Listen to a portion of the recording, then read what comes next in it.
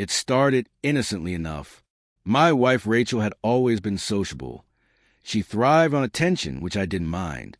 She'd light up a room with her laugh and draw people in like a magnet. It was one of the things I fell in love with. But somewhere along the way, her need for validation exceeded the bounds of our marriage. It was a Saturday night, and we were hosting a dinner party, something Rachel loved. She insisted on doing it all, the cooking, the decorations, even the seating arrangements. It was her domain, and I was happy to let her take the reins.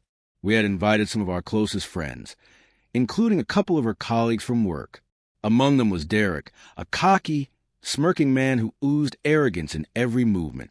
I didn't like him, but Rachel had insisted, "He's harmless," she said. The night started well.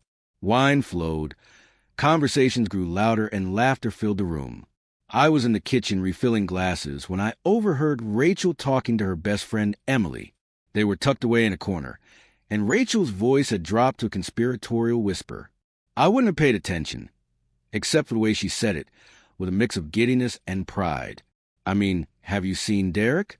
That man is a god, and let me tell you, Emily, he knows how to use it, she said, giggling like a teenager.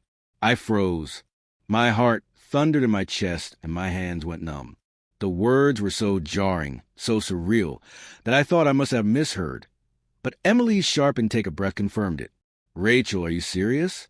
What about James? Emily's voice was horrified but quiet. Oh, please. James is great, but he's boring. He's predictable. Derek is something else. And he's huge. James could never. She let the sentence trail off, the implication like a dagger in my chest. I couldn't breathe.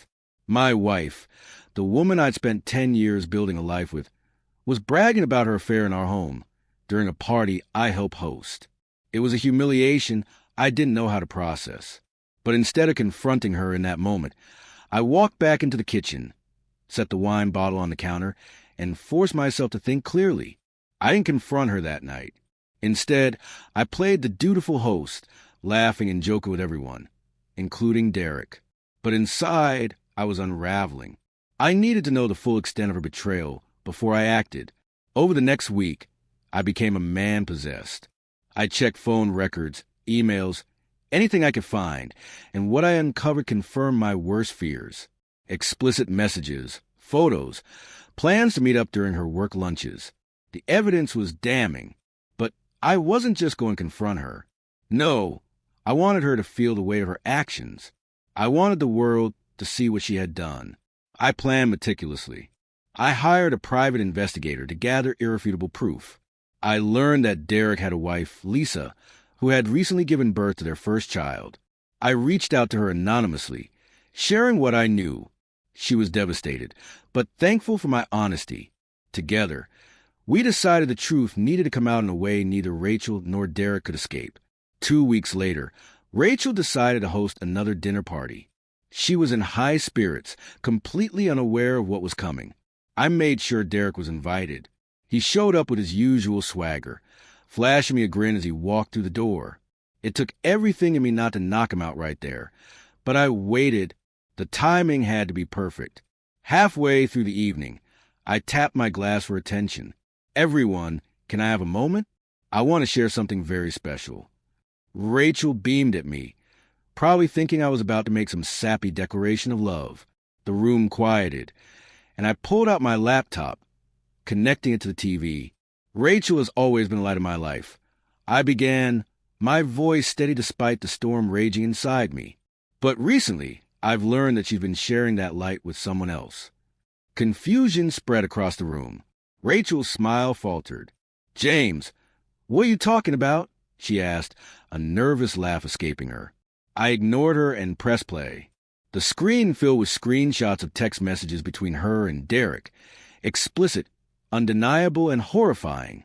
Gasps erupted around the room. Derek's smirk vanished, replaced by a pale, panicked expression. Rachel jumped up, her face flushed. "James, stop this right now." But I wasn't done. I had saved the piece de resistance for last. The investigator had captured photos of Rachel and Derek at a hotel, locked in an embrace. They were time-stamped and clear as day.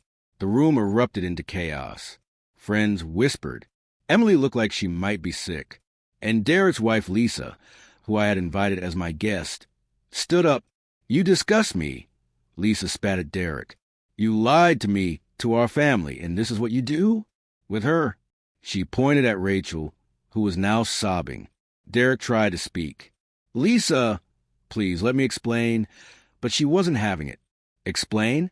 You think there's an explanation for this?" She turned to me. "Thank you for telling me. You've done me a favor."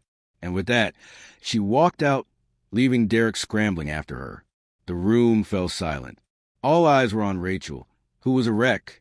She turned to me, her voice trembling. "James, please, let's talk about this privately." I shook my head. "Privately? You brag about him in our home. During a party I helped you host. You humiliated me without a second thought. Now you can face the consequences in front of everyone." She collapsed into a chair, covering her face with her hands. The sympathy she might have hoped for never came.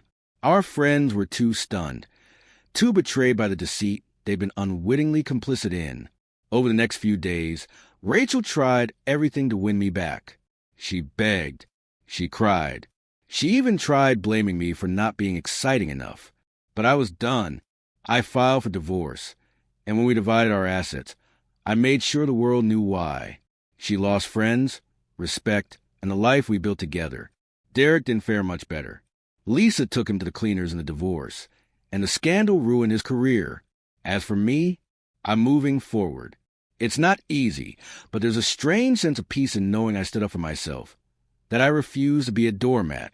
And while Rachel and Derek are left to pick up the pieces of their shattered lives, I'm building something better without them.